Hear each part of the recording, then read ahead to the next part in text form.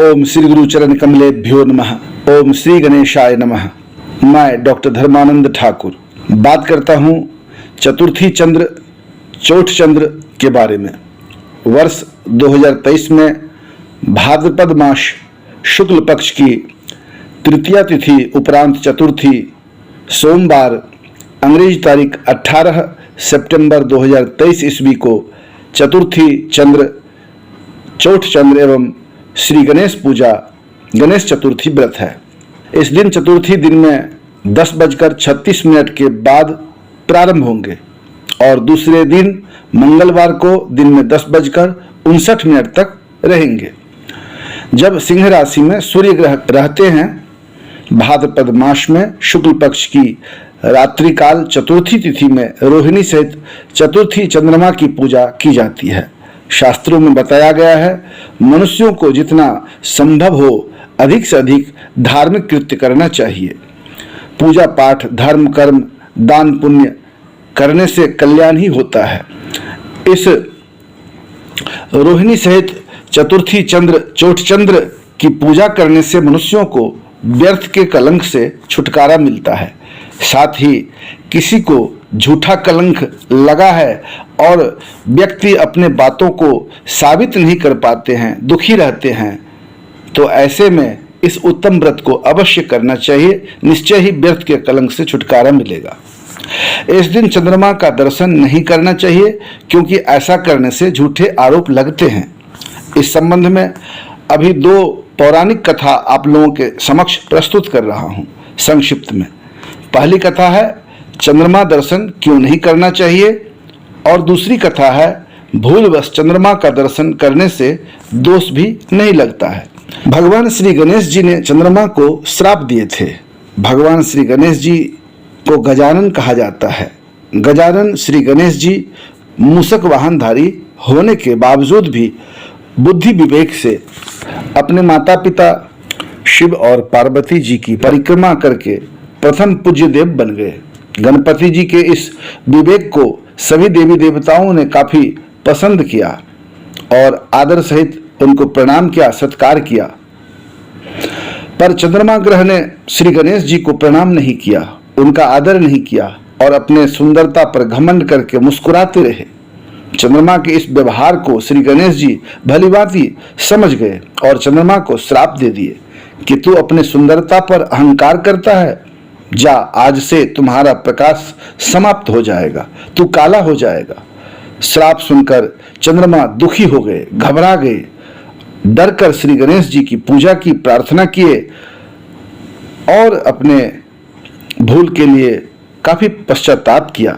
चंद्रमा के इस परिवर्तन भाव से प्रसन्न होकर श्री गणेश जी चंद्रमा को क्षमा कर दिए और कहा, अपना प्रकाश तो नहीं रहेगा पर सूर्य के प्रकाश से तू प्रकाशित हो रहोगे। आज के दिन को याद करके जो लोग अहंकारी हैं उनको सीख मिलेगा कि जीवन में अहंकार कभी नहीं करना चाहिए, अपने सुंदरता पर घमंड नहीं करना चाहिए और किसी को भी कभी कम नहीं समझना चाहिए। साथ ही आज के दिन जो चंद्रमा का दर्शन करेगा उसे झूठा कलंक लगेगा। इसी कारण बस भाद्रपद मास शुक्ल पक्ष की चतुर्थी को चंद्र दर्शन से व्यर्थ के कलंक लगते हैं। भगवान श्री कृष्ण पर लगा था झूठा आरोप। सत्राजित नामक एक यदुवंशी थे जो भगवान श्री सूर्यदेव की कठिन तपस्या की और उनको प्रसन्न कर लिया। सूर्यदेव प्रसन्न होकर उसे सेमंतक नामक मणि प्रदान किए। मणि लेकर सत्राजित अत्यंत प्रसन्न हुए और उस मणि को लेकर अपने राज्य में रहने लगे। मणि के प्रभाव से राज्य में आनंद की लहर दौड़ पड़ी। समय से बारिश होने लगा, सुनहरा मौसम से लोग खुशहाल रहने लगे। कृषि कार्य समय पर संपन्न होते थे, समय पर बारिश होती थी, खूब उपज होता था। प्रजा को अन्न और वस्त्र धन धान्य की पूर्ति मनोनुकूल हो जाती थी। सब बड़े प्रेम से रहते थे। प्रजा में किसी प्रकार का कोई दुख और भय नहीं थी, कोई उदासीनता नहीं थी। राज्य में कोई चोरी आपदा सर्प या बिच्छू या अग्नि का कोई भय नहीं था। प्रसन्नता से नियम पूर्वक मिलकर के लोग रहते थे। एक दिन सत्राजित राजा उग्रसेन जी के पास आए और उनसे सेमंतक मणि के बारे में उनको बताया। वहां भगवान श्री कृष्ण भी थे। उनको मणि के बारे में पता चला तो भगवान श्री कृष्ण ने सोचा कि ये मणि राजा उग्रसेन जी के पास होना चाहिए। इस बात का पता सत्राजित को लग गया। सत्राजित इस डर से उस मणि को अपने भाई प्रसेन को दे दिया। एक दिन प्रसेन शिकार खेलने के लिए जंगल गए और साथ में सेमंतक मणि भी था उनके पास। अचानक शेर ने उनके ऊपर हमला कर दिया और प्रसेन के ऊपर हमला करने के बाद उन्हें मार दिया और उन्हें ग्रहण कर लिया, खा लिया, साथ में मणि भी खा लिया। मणि शेर के पेट में चला गया। इस बात का पता जंगल में जामवंत जी को लगा और जामवंत जी उस शेर को मार करके मणि बाहर निकाल लिए और अपने पास रख लिए। परंतु सत्राजित ने ऐसा सोचा कि भगवान श्री कृष्ण ने ही मेरे भाई को मार करके, प्रसेन को मार करके उससे मणि ले लिया है। इस तरह का झूठा कलंक भगवान श्री कृष्ण को लगा। भगवान श्री कृष्ण को इस बात का पता चला तो भगवान उस मणि के खोज में लग गए और खोजते खोजते जंगल गए और जंगल में पता चला कि ये मणि अब जामवंत जी के पास में है। तो उनके पास गए और उनसे मणि मांगा। जामवंत जी ने मणि देने से इनकार कर दिया। फिर भगवान श्री कृष्ण और जामवंत जी के बीच में युद्ध प्रारंभ हो गया और लगातार 21 दिन तक युद्ध चलता रहा। 21 दिन के बाद जामवंत परास्त हो गए और फिर सोचा कि ये तो मेरे प्रभु श्री राम जी ही हैं, कृष्ण के रूप में आए हैं, क्योंकि मेरे प्रभु श्री राम के अलावा मुझे कोई हरा नहीं सकता। इस प्रकार का वरदान उनको प्राप्त था। फिर तुरंत भगवान श्री कृष्ण को पहचान गए, उनके पैर को पकड़ के उनसे क्षमा मांगा और भगवान से प्रार्थना किए कि हे प्रभु, इस मणि को आप स्वीकार करिए, साथ में मेरी पुत्री जामवंती से विवाह भी करिए।